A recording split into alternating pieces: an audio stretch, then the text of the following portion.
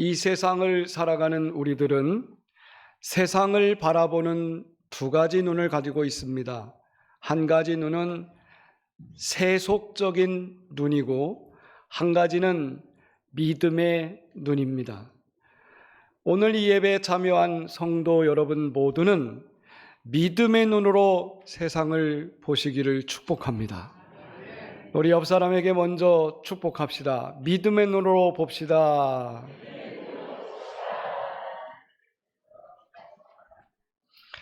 세속적인 눈은 세상의 힘과 지혜를 높이 숭상하는 경향이 있습니다. 그래서 세상에서 성공한 사람, 똑똑한 사람, 강한 사람을 높이 축혀 세우는 그런 행위를 벌이고 있습니다. 성도 여러분, 우리는 지금 예수 믿은 믿음의 사람들입니다. 믿음의 눈은 세상 사람들이 보는 눈과 달라야 됩니다. 세상 사람들이 추구하는 그 모든 것들을 우리는 믿음의 눈으로 보는 성도들이 다 되시기를 축복합니다. 유태인들은 메시아를 대망했습니다. 자기들을 구원할 메시아가 이 땅에 올 것인데 메시아가 오면 기적을 베풀고 표적을 베풀면서 자기 민족을 적군들로부터 구원할 강력한 메시아가 올 것이다. 헬라인들은 지식을 좋아하는 사람들입니다. 철학적 논리와 지혜를 구하는 사람들이기 때문에 세상을 구원할 메시아는 유명한 철학자보다 뛰어난 지혜를 가진 사람이어야 된다. 이렇게 생각했습니다. 그들에게 십자가는 미련한 짓이고 어리석은 짓으로 보였던 것입니다. 메시아가 십자가를 지면서 죽어간다는 것은 유태인이나 헬라인들에게는 상상할 수 없는 일이었습니다. 그들이 원하는 메시아는 오로지 강한 메시아, 인류를 구원할 능력 있는 메시아, 이런 메시아를 구했지만 우리 예수님은 십자가에서 힘없이 죽어가셨습니다. 그러나 여러분, 믿음의 눈으로 보면 십자가는 우리를 구원하는 능력이 되는 것입니다. 따라서 하나님은 오늘도 믿음의 눈으로 세상을 바라보는 사람들에게 은혜가 되실 줄로 믿습니다. 27절 말씀해 보니까 하나님은 세상에 미련한 것들을 택하사 지혜 있는 것들을 부끄럽게 하시고 세상에 약한 것들을 택하사 강한 자들을 부끄럽게 하신다라고 했습니다. 여러분, 이 말씀을 믿으십시오. 하나님은 연약하고 미련한 자들을 택하셔 강한 것들을 부끄럽게 하시는 분이십니다. 셰익스피어 작품 중에 비극 리어왕이라는 작품이 있습니다. 이 리어왕에 보면은 리어왕은 힘도 있고 지혜도 있고 권력을 가진 왕이었습니다. 그런데 이 왕 앞에 대신들이 아첨을 하면서 감언이설로 왕을 마음을 뺐습니다.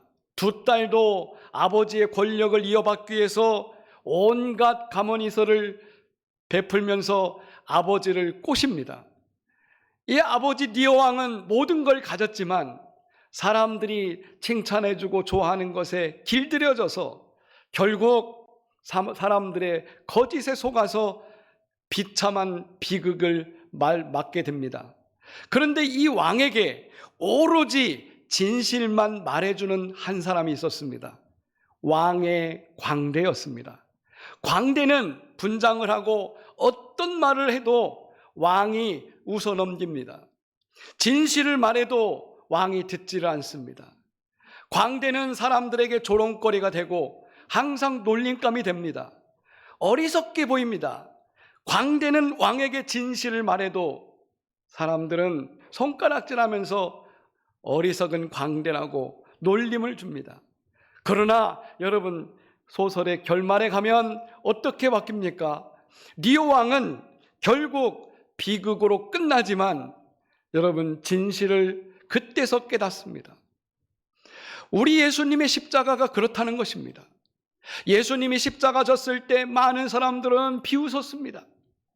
십자가에서 흉악범이나 죽는 그 십자가에서 무슨 구원이 나오겠느냐? 유태인들도 헬라인들도 비앙거리면서 예수님의 십자가를 모욕했습니다. 그러나 보십시오. 하나님은 십자가를 통해서 우리에게 구원을 주셨습니다. 여러분, 이것이 복음인 것입니다. 오늘 말씀 26절에서 28절에 보니까 형제들아 너희의 부르심을 보라. 육체를 따라 지혜로운 자가 많지 않고 능한 자가 많지 않고 문벌 좋은 자가 많지 아니하도다. 나와 여러분을 보십시오. 우리는 지혜롭지 못할 때가 있고 능하지 못할 때가 있고 학번이나 문번이나 가문이 형편없을 때가 있습니다. 그런데 하나님이 부르셨습니다. 왜 부르셨을까요? 27절도 보니까 그러나 하나님께서는 미련한 것들을 택하사 약한 것들을 택하사 28절에도 천한 것들과 멸시받는 것들과 없는 것들을 택하사 있는 것들을 부끄럽게 하시고 강한 자를 부끄럽게 하시고 지혜로운 자를 부끄럽게 하시느니라. 성도 여러분, 우리 스스로를 생각할 때 나는 미련하다, 나는 약하다, 나는 천하다, 나는 멸시받고 있다, 나는 가진 것이 없다, 이런 여러분 스스로 자기 비하하는 성도들이 계십니까? 오늘 하나님은 그런 사람을 선택하셨습니다. 그리고 하나님이 그 사람을 통해서 일하기를 원하신다는 것을 믿으십시오. 인도에 내려오는 우화 하나를 예를 들겠습니다. 인도에 한 물꾼이 있었습니다. 이 물꾼은 물지개에다가 항아리 2개를 놓고 사람들이 필요한 곳에 물을 날라주는 그런 사람이었습니다. 그런데 물을 날라서 저 샘에서 물을 길어다가 집집마다 나르는데 어느 날 보니까 오른쪽 항아리는 물이 가득 흘러넘치고 왼쪽 항아리는 금이 가가지고 물이 쫄쫄쫄 흐르는 겁니다. 그래서 집에 도착하면 오른쪽 항아리는 가득 갖다 부는데 왼쪽 항아리는 물이 다 새가지고 반밖에 갖다 붓지 못하는 겁니다. 어느 날 2 항아리가 주인과 대화하게 되었습니다. 오른쪽 항아리는 자신만만하게 자기의 성과를 자랑합니다. 주인님, 제가 물을 뜨면 그대로 100% 갖다 붓습니다. 왼쪽 항아리는 주인님께 죄스러웠습니다. 주인님, 저는 물이 쫄쫄 흘러서 반밖에 채우지 못합니다. 그러니까 주인님, 항아리를 새로 바꿔주십시오. 저를 버리시고 새로운 항아리로 새로 갈아 껴서 주인님 힘들지 않기를 바랍니다. 그랬더니 주인이 왼쪽 항아리 보고 이래 말했습니다. 깨진 항아리야, 네 뒤를 한번 들어봐라. 네가 2년 동안 지나온 이 거리는 꽃밭으로 변했단다.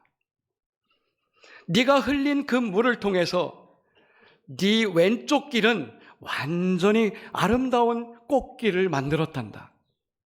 그러나 오른쪽은 한 방울도 흘리지 않고 자신 있게 물을 날랐기 때문에 여기는 황량한 벌판처럼 꽃 하나 피지 않았단다. 여러분, 이 우화는 우리에게 주는 교훈이 큽니다. 우리는 때로 내가 깨진 항아리처럼 쓸모없는 존재라고 생각할 때가 있습니다. 하나님, 왜 나 같은 사람을 부르셨습니까?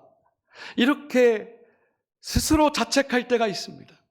그러나 성도 여러분, 용기를 가지십시오. 우리 주님은 깨진 항아리를 통해서 아름다운 꽃을 피우는 그 주인처럼 오늘 여러분의 깨진 항아리를 하나님이 감싸주십니다. 상처받은 성도 여러분, 부족한 성도 여러분, 몸이 아프고 병들고 나이가 들어서 아무것도 할 수 없다라고 하는 성도 여러분, 우리 주님이 여러분을 부르셨습니다. 약한 나를 통해서 하나님은 강한 자들을 부끄럽게 하십니다. 낙한 나를 통해서 하나님은 지금도 일하시는 줄 믿으시기를 축복합니다. 분명 세상의 시선으로 보면 우리는 별 볼 일 없는 존재입니다. 귀하게 여기지 못하는 존재입니다. 그러나 하나님이 우리를 부르셨습니다. 큰 집에는 금그릇도 있고 은그릇도 있고 사기그릇도 있습니다. 그러나 흙으로 빚은 질그릇 같은 그릇도 있습니다. 여러분, 그릇의 가치는 우리가 잘 압니다. 그 그릇이 어떤 그릇이냐, 그것은 그릇에 담긴 것이 무엇이냐에 따라서 달라진다는 것입니다. 하나님이 우리 안에 들어와 계시다면, 우리 교회 안에 하나님이 계시다면 우리 교회는 귀한 교회가 될 것이고, 여러분 자신이 하나님을 모시고 있다면 우리는 귀중히 쓰임받는 존재가 될 줄로 믿습니다. 하나님은 우리 가운데 계십니다. 성도 여러분, 박물관에 있는 금관이 되기를 기도하지 마십시오. 여러분은 하나님 손에 붙잡힌 투박한 질그릇 같은 존재로 누군가에게 물을 떠서 나눠줄 수 있는, 나그네에게 목마름을 채워줄 수 있는 그런 그릇이 되시기를 바랍니다. 주님이 함께 하시면 우리는 하나님의 쓰임받는 종이 될 줄로 믿습니다. 오늘 말씀 18절을 함께 보도록 하겠습니다. 18절 한 목소리로 읽겠습니다. 십자가의 도가 멸망하는 자들에게는 미련한 것이요 구원을 받는 우리에게는 하나님의 능력이라. 아멘. 세상 사람들은 예수께서 십자가 질 때 메시아 예수는 실패했다고 손가락질했습니다.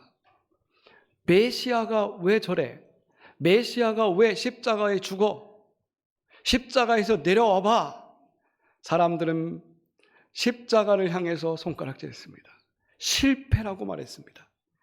그러나 하나님은 위에서 보시면서 십자가만이 구원이다 라고 말씀하셨습니다. 성도 여러분, 우리에게 십자가는 무엇입니까? 사람들이 볼 때 날 보며 실패했다고 말합니까? 우리 하나님은 실패가 없습니다. 당신이 계획한 대로 우리를 이끌어 가시는 분이십니다. 따라서 우리가 이 땅을 살아가며 믿음의 시선을 가지시기를 축복합니다. 하나님의 시선으로 세상을 보기를 축복합니다. 여러분, 하나님의 시선으로 보십시오.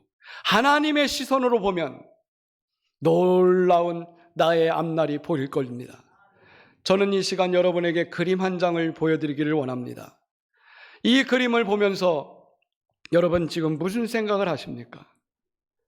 이 그림의 작품은 1942년 피카소라고 하는 사람이 만든 황소머리라고 하는 작품입니다.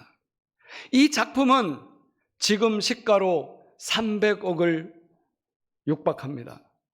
여러분, 이게 뭐길래 그렇게 비싸게, 여러분 이 그림 속에 나타난 그림을 잘 보십시오.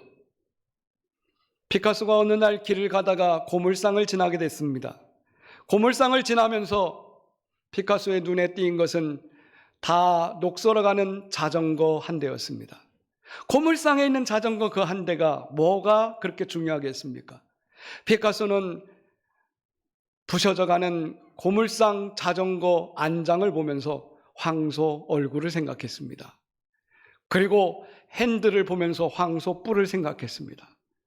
그 두 가지를 가지고 와서 집에서 딱 한 번 땜질만 했습니다.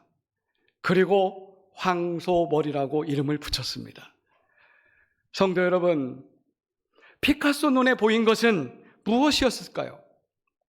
사람들의 눈에는 다 낡아빠진 자전거, 쓸모없는 자전거, 폐기물로 처리될 수밖에 없는 자전거로 보였지만 피카소 눈에는 그것이 황소머리 작품으로 보였던 것입니다. 성도 여러분, 우리가 지금 보고 있는 것이 무엇일까요? 믿음의 시선으로 여러분 자신을 한번 보십시오. 믿음의 시선으로 여러분 자녀들을 보십시오. 세상 사람들의 기준으로 보지 마시고 하나님이 내게 주신 믿음의 시선으로 바라보면 놀라운 미래가 보일 줄로 믿습니다. 고린도서 5장 17절 말씀에 누구든지 그리스도 안에 있으면 새로운 피조물이라, 보라 이전 것은 지나갔으니 새 것이 되었도다. 여러분, 이전 것은 지나가고 봐라 지금 새 것이 됐지 않느냐? 성도 여러분, 우리는 예수 믿고 새 것이 되었습니다. 새 것이 된 우리를 바라보면서 우리 하나님 얼마나 뿌듯해 하셨을까요? 여러분 스스로도 여러분 자신을 보면서 뿌듯해 하시기 바랍니다. 낡아 빠진 자전거가 아니라 그 속에서 값진 작품이 보여지기를 축복합니다. 성도 여러분, 우리 교회를 보십시오. 우리 교회는 낡은 교회가 아닙니다. 새 것이 되었습니다. 하나님이 새롭게 쓰는 교회가 된 줄로 믿으시기 바랍니다. 또한 이 제단을 통해서 하나님이 크게 미래를 쓰실 것입니다. 저는 상상합니다. 우리 교회와 여러분들을 통해서 하나님이 일하시고 어떻게 만들어 가실까를 상상하고 있습니다. 그 상상이 우리 모두에게 이루어지기를 축복합니다. 기도하겠습니다.